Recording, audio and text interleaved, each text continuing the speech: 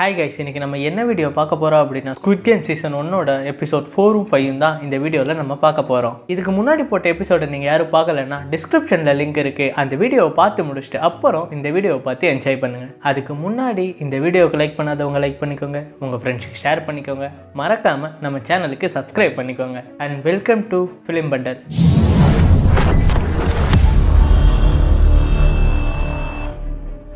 இப்போ 4வது எபிசோடோட ஸ்டார்டிங்கில் எல்லாரும் ஜெயிச்சு முடிச்சுட்டு அவங்க இடத்துக்கு போயிட்டு இருக்கும்போது அந்த தாத்தா வந்து நம்ம ஹீரோ கிட்ட சொல்கிறாரு, எப்பா ரொம்ப நன்றிப்பா, உன்னால தான் நான் ஜெயித்தேன் அப்படின்னு. அதை கேட்டதும் நான் என்ன பண்ண தாத்தா அப்படின்னு சொன்னதுமே, நீ தானே அது நக்கி நக்கி அழகாக கரெக்டாக எடுத்த, அதை பார்த்து தான் நானும் ட்ரை பண்ணேன், நானும் ஜெயிச்சிட்டேன் அப்படின்னு சொன்ன உடனே அவங்க இடத்துக்கு போகிறாங்க. அப்புறம் அவங்க இடத்துக்குள்ளே போயிட்டு அவங்க ஃப்ரெண்ட்ஸ் எல்லாம் மீட் பண்ணிட்டு பேசிக்கிறாங்க, எப்படியோ நம்ம ஒரு வழியாக ஜெயிச்சிட்டோம் அப்படின்னு. அப்புறம் அன்னைக்கு நைட்டு சாப்பாடு கொடுக்குறாங்க, ஒரு முட்டையும் ஒரு பாலும் தான். அது நம்ம வில்லனுக்கு சுத்தமாக பிடிக்கவே இல்லை. அப்போ அந்த வில்லி மாதிரி இருக்கிற பொம்பளை சொல்கிறா, சீக்கிரம் சாப்பிடு, நம்ம மறுபடியும் லைனில் போய் நிற்கலாம் அப்படின்னு சொன்னதுமே அந்த வில்லனும் சீக்கிரம் சாப்பிட்டு மறுபடியும் லைனில் நிற்கிறான். அந்த வில்லனுக்கு சாப்பாடை கொடுத்துட்றாங்க. அவனுக்கு பின்னாடி வந்தவங்களுக்கு சாப்பாடு இல்லை, ஏன்னா அவங்க கரெக்டாக தான் எடுத்துகிட்டு வருவாங்க, எத்தனை மெம்பர்ஸ் இருக்காங்களோ அத்தனை சாப்பாடு அப்படின்னு. அப்போ அவங்க வந்து பிரச்சனை பண்ணிக்கிட்டு இருக்காங்க, எங்களுக்குலாம் சாப்பாடே தரல, நீங்கள் போய் சொல்கிறீங்க அப்படின்னு. அப்போ அந்த வில்லன் 2வது தடவை சாப்பாடு வாங்கினதை கண்டுபிடிச்சிடுறாங்க. அதை பற்றி கம்ப்ளைண்ட் பண்ணால் அதெல்லாம் எங்களுக்கு தெரியாது, அதெல்லாம் நீங்கள் தான் கரெக்டாக பார்த்துக்கணும் அப்படின்னு சொல்கிறாங்க. என்னங்க இது நியாயம், பசியில் சேர்த்துட்டா என்ன பண்ணுறது அப்படின்னு கேட்ட உடனே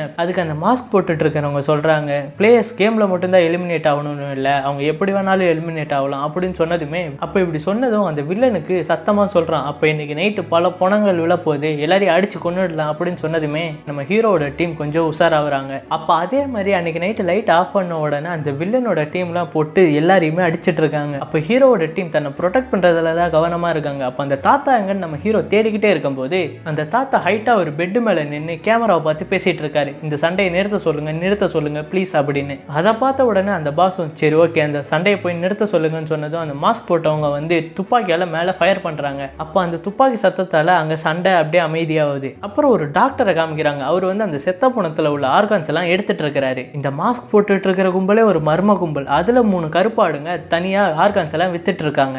அப்போ அந்த டாக்டருக்கு அடுத்து என்ன கேம் நடக்குன்னு சின்னதா ஒரு ஹிண்ட் சொல்லுவாங்க. அப்போ அப்படி அந்த ஆர்கான்ஸ் எல்லாம் திருடிட்டு இருக்கும் போது எங்கடா நம்பர் 29 மட்டும் காணவே காணும் அப்படின்னு கேட்குறாங்க. அப்போ அந்த டாக்டருக்கு வேலை முடிஞ்ச உடனே அடுத்து என்ன கேம் நடக்கும்னு சின்னதாக ஒரு க்ளூ சொல்லிடுறாங்க. அதை கேட்டு அந்த டாக்டரும் நான் அந்த வில்லனோட டீமில் போய் சேர்ந்துக்கிறாரு. அவர் வந்து கேட்குறாரு, ஏன் ஒன்று நான் சேர்த்துக்கணும் அப்படின்னு கேட்டதுமே அதுக்கு அந்த டாக்டர் சொல்கிறாரு, எனக்கு அடுத்து என்ன கேம் நடக்க போகுதுன்னு தெரியும், ஸோ நான் உங்களுக்கு இருக்கிறது உங்களுக்கு எக்ஸ்ட்ரா ஒரு பலம் தான் அப்படின்னு சொன்னதுமே நம்ம வில்லனும் யோசிச்சுக்கிட்டு சேர்த்துக்கிறாரு. அப்புறம் அந்த மாஸ்க் போட்டுட்டு இருக்கிறவங்க வந்து அடுத்த கேமுக்கு எல்லாரும் ரெடி ஆகுங்க, டீமுக்கு 10 பேர் இருக்கணும்னு சொல்லிட்டு போயிடுறாங்க. அப்போ அந்த டாக்டர் வந்து நம்ம வில்லங்கிட்ட சொல்லிடுறான் அடுத்து என்ன கேம் நடக்க போகுது அப்படின்னு. அப்படி வில்லனுக்கு அடுத்து என்ன கேம் நடக்க போகுதுன்னு தெரிஞ்ச உடனே நம்ம டீம்ல ஃபுல்லா ஆம்பளைங்களா சேருங்கடா, ஃபுல்லா பலமா இருக்கணும் அப்படின்னு சொல்றாரு. அப்போ ஆல்ரெடி ஒரு பொண்ணு சேர்ந்திருக்கே அப்படின்னு சொன்னதுமே அதெல்லாம் கலட்டி விடுறான்னு சொல்லிட்டு அதை துரத்தி விட்டுடுறாரு அந்த பொம்பளைய.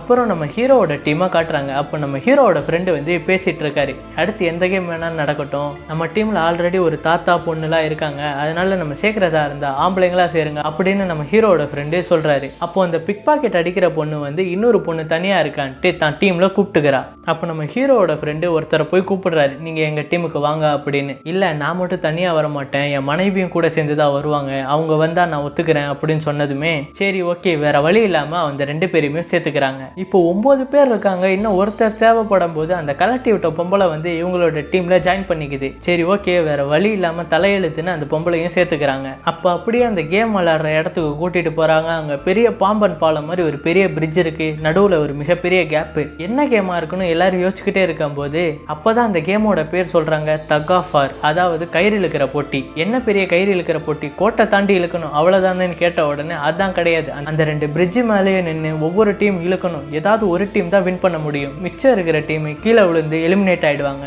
அப்போ நம்ம வில்லன் டீமை காட்டுறாங்க, அவர் ரொம்பவே சிரிக்கிறாரு, ஏன்னா ஆல்ரெடி அவர் பலமான டீமை தான் சேர்த்து வச்சிருக்காரு. அப்போ அந்த வில்லன் டீமுக்கும் இன்னொரு டீமுக்கும் போட்டி வைக்கிறாங்க. அந்த வில்லன் டீம் இழுத்துட்டு ஜெயிச்சிடுறாங்க, ஆப்போசிட்ல இருந்த டீம் கீழே விழுந்து எலிமினேட் ஆயிடுறாங்க. அப்போ நம்ம ஹீரோ இருக்கிற டீமை காட்டுறாங்க, அவங்க யாருக்கிட்டையுமே மூச்சு பேச்சே இல்லை, ஏன்னா 4 பொண்ணுங்க பற்றாக்குறைக்கு ஒரு தாத்தா வேற இருக்காரு, அவரை வச்சுட்டு எப்படி ஜெயிக்க போறேன்னே தெரியாம முழிச்சுக்கிட்டு இருக்காங்க. அப்போ நம்ம ஹீரோ டீமையும் இன்னொரு டீமையும் கூப்பிடுறாங்க, அடுத்து நீங்க தான் அப்படின்னு. அப்படி நம்ம ஹீரோவோட டீம் லிஃப்ட்ல போய்கிட்டே இருக்கும்போது எப்படி ஜெயிக்கிறதுன்னு பேசிக்கிட்டே இருக்காங்க. அப்போ அந்த தாத்தா ஏதோ சொல்ல வராரு, அவங்கள பேசவே விட மாட்டாங்க. அதை பார்த்த ஹீரோ டே வாய மூடுறா, அந்த தாத்தா ஏதோ சொல்ல வராரு, பெருசே நீ சொல்லு பெருசே அப்படின்றாங்க. அப்போ அந்த தாத்தா சொல்றாரு, சொல்கிறாரு, கேம் ஆரம்பித்த உடனே ஒரு 10 செகண்ட் தம் பிடிச்சி நம்ம இழுத்து பின்னாடி பக்கமாக சாஞ்சா அவங்களால நம்மளை அசைக்க கூட முடியாது. அவங்க ஏன் நம்மளை இழுக்கலைன்னு யோசிச்சுக்கிட்டு இருக்கிற அந்த கேப்பில் மறுபடியும் இழுத்துறணும், அதான் நம்ம ஜெயிக்கிறதுக்கான ஒரே வழி அப்படின்னு சொல்கிறாரு. சரி தாத்தா சொல்கிறாருன்னு அதே மாதிரி செய்கிறாங்க. அப்போ கேம் ஆரம்பித்த உடனே ஒரு 10 செகண்ட் இழுத்து தம் பிடிச்சி நிற்கிறாங்க.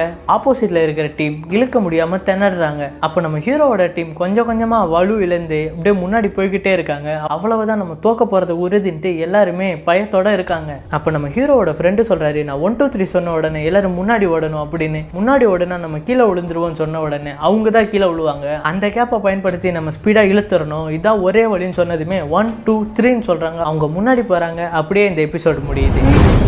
இப்போது எபிசோட் 5 பார்க்கலாம். நம்ம ஹீரோவோட டீம் முன்னாடி போனதுமே ஆப்போசிட்டில் இருந்த டீம் கீழே விழுந்துடுறாங்க.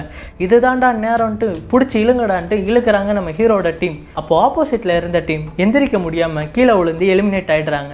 எப்படியோ நம்ம உயிரை காப்பாற்றிட்டோண்டான்ட்டு நம்ம ஹீரோவோட டீம் பெருமூச்சு விடுறாங்க. அப்போ லிஃப்ட்டில் போகும்போது ரொம்பவே கில்ட்டாக யோசிக்கிறாங்க, நம்ம 10 பேரை கொன்னுட்டோமே அப்படின்னு. அப்படி இல்லாட்டி அவங்க நம்மளை கொன்னுட்டு இருப்பாங்க அப்படின்னு நினச்சிட்டு சரி பார்த்துக்கலான்ட்டு போகிறாங்க. அப்புறம் நம்ம ஹீரோவோட டீம் அவங்க இடத்துக்கு போன உடனே அந்த பொம்பளை வந்து நம்ம வில்லன் கிட்ட போய் சொல்கிறா, என்னையாடா வேணான்னு சொன்னீங்க, கண்டிப்பாக நீங்கள் நாசமாக போயிடுவீங்கடா, வருத்தப்படுவா அப்படின்னு சொல்லிட்டு அந்த பொம்பளை போயிடுறா. அப்போ நம்ம ஹீரோவோட டீம் ரெஸ்ட் எடுத்துகிட்டு இருக்காங்க. அப்படியே கட் பண்ணால் அந்த டாக்டரை காட்டுறாங்க. அவர் அதே மாதிரி இன்னொரு பணத்துல இருந்து ஆர்கான்ஸை எடுத்துகிட்டு இருக்காங்க. அப்படி அந்த ஆர்கான்ஸை எடுத்துக்கிட்டே இருக்கும்போது 28ஆம் நம்பர் அதாவது அந்த டிடெக்டிவும் அந்த இடத்துல வந்துடுறாரு. எங்கே போன நீ, ரொம்ப நாள் ஆலய காணோம் அப்படின்னு சொன்ன உடனே இல்லை நான் இங்கே தான் இருந்தேன் அப்படின்னு சொல்லிட்டு சரி ஓகே பணத்தை தூக்கிட்டு அந்த இடத்துல போட்டுருணுன்னா எடுத்துகிட்டு போகிறாங்க. அப்போ அந்த டிடெக்டிவ் வந்து கேட்குறா, இது என்ன வழி, நான் பார்த்ததே இல்லை அப்படின்னு சொன்னதுமே, ஏன் உனக்கு என்ன தெரியாதா, இதெல்லாம் விஐபி போகிற வழி அப்படின்னு சொன்னதுமே, விஐபியா, யார் யாரெல்லாம் விஐபி அப்படின்னு அவர்கிட்ட கேட்டு கொஞ்சம் கொஞ்சமாக டீட்டெயில்ஸ் கலெக்ட் பண்ணுறாரு. அப்போ அந்த டாக்டர் வேலையை முடிச்சுட்டு அடுத்து என்ன கேம்னு சொல்லுங்கடான்னு கேட்ட உடனே ஆப்போசிட்டில் இருக்கிறவங்க சொல்கிறாங்க, அது எங்களுக்கே தெரியாது, போய் பார்த்தா தான் எங்களுக்கே தெரியும் அப்படின்னு சொன்னதுமே அந்த டாக்டருக்கு சூடாயிடுது. என்ன விளாடுறீங்களா, மரியாதையாக சொல்லுங்கடா இல்லாட்டி வேற மாதிரி ஆகிடும் அப்படின்னு சொல்கிறாரு. அப்போ அந்த மாஸ்க் போட்டுட்டு இருக்கிறவரு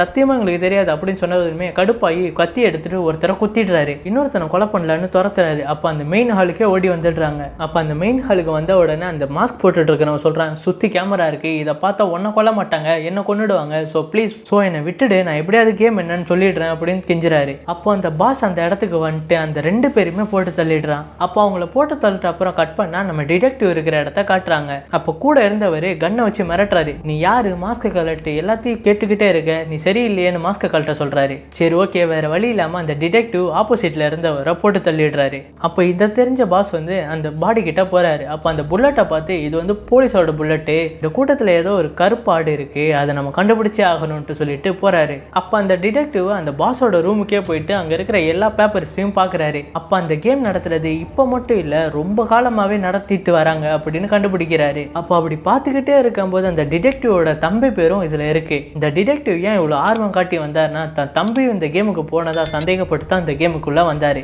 அப்போ அவர் தம்பி நேமை பார்த்த உடனே ரொம்பவே ஆச்சரியப்பட்டு அப்படியே இந்த எபிசோட முடிக்கிறாங்க. இந்த எபிசோட்ஸ் எப்படி இருந்துச்சு, உங்களுக்கு பிடிச்சிருந்தா கண்டிப்பாக லைக் பண்ணிக்கோங்க, உங்கள் ஃப்ரெண்ட்ஸுக்கு ஷேர் பண்ணிக்கோங்க, மறக்காமல் நம்ம சேனலுக்கு சப்ஸ்கிரைப் பண்ணிக்கோங்க. அடுத்த வீடியோவில் அடுத்த 2 எபிசோட பார்க்கலாம். ஸோ தேங்க்யூ ஃபார் வாட்சிங்.